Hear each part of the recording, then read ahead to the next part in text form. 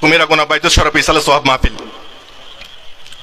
বৃহস্পতিবারে রাহাবার বাইতুল শরফ আমাকে আপনি কালকে জুমা পড়ে আসবেন না জুমার আগে আসবেন না পরে আসবেন? হুজুর আমি তো জুমা একজনকে দায়িত্ব দিয়েছি, জুমা আমি কুমিরাগোনায় পড়বো। আপনার কুমিরাগোনায় জুমা পড়ার দরকার নেই, আপনি চট্টগ্রাম শহরেই থাকেন, ভারত থেকে যিনি মেহমান আসতেছেন তাকে রিসিভ করে নিয়ে আসবেন, আপনি অমুক অমুকের সাথে যোগাযোগ করেন। হুজুর আমাদের 3 জনকে দায়িত্ব দিলেন। আমি আপনাদেরকে যে কথাগুলো বলছি এগুলো হলো ক্যামেরার পিছনের কথা। ক্যামেরাতে সবসময় সামনের জিনিস দেখা যায়, পিছনে যারা কাজ করে তাদের কাজ কি এটা দেখা যায় না। রাহাবার বাইতুল শরীফের দৃষ্টিভঙ্গি এবং সেই পিছনের কথাগুলো আপনারা ইসালে সোহাব মাহফিলের বিশাল প্যান্ডেলের সামনের জনসমুদ্র দেখেছেন, পিছনের মেকানিজম গুলো আপনারা অনেকেই দেখেন না।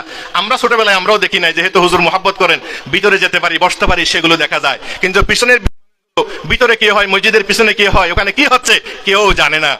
হুজুর নির্দেশনা দিলেন, আমরা চলে গেলাম জুমাবারে, জুমা পড়লাম আমরা বিমানবন্দরে। হুজুরের মেহমান যথাসময়ে চলে আসলেন, মেহমানকে আমরা 3 জনে রিসিভ করে নিয়ে আসলাম।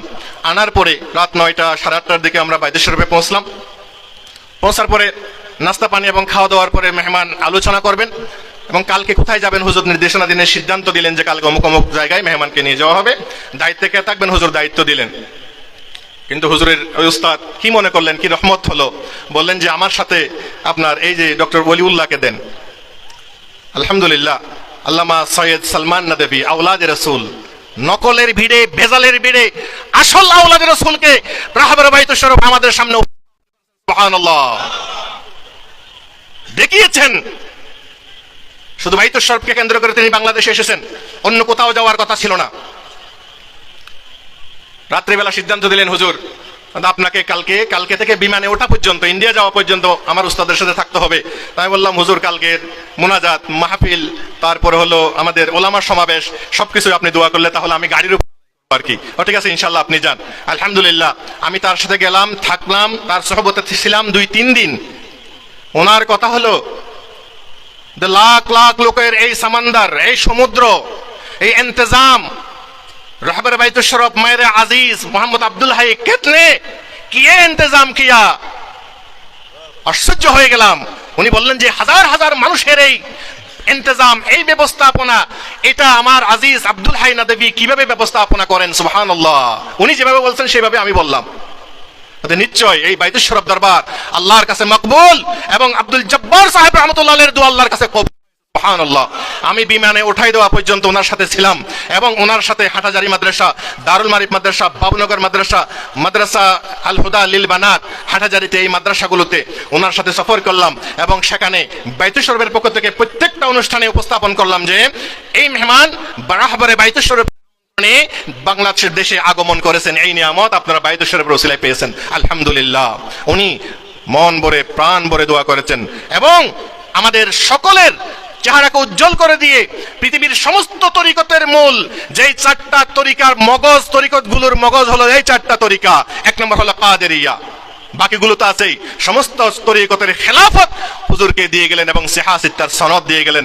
রাত্রে যখন হুজুর ঘুমাতে গেলেন তখন উনি বললেন যে এটা আমি রাত্রে লিখে সকালবেলা লিখিতভাবে দিয়ে যাবো। আলহামদুলিল্লাহ, হাজার হাজার মানুষের সামনে তিনি সমর্পণ করেছেন, দায়িত্ব অর্পণ করেছেন।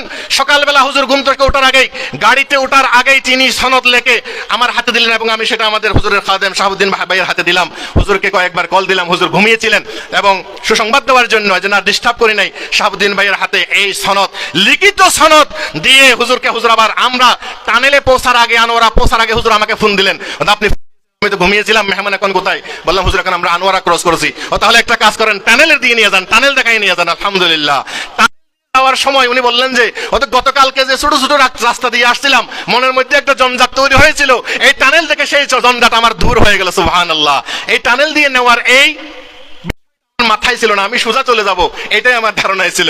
হুজুর আনোয়ারা ক্রস করার, আনোয়ার বারসাই ক্রস করার সাথে সাথে হুজুর বললেন যে টানেল দিয়ে নিয়ে যান। আলহামদুলিল্লাহ, সেখান থেকে হোটেল থেকে বাইতুল শরফ এবং যাওয়ার যখন আমরা ঢুকলাম, যখন দেওয়ানহাট ক্রস করলাম তখন আমার মাথায় ফট করে কাজ করলো যে হোটেলে উঠলে তুমি এখন রেস্টে চলে যাবেন, আগামীকালকে সফরে চলে যাবেন।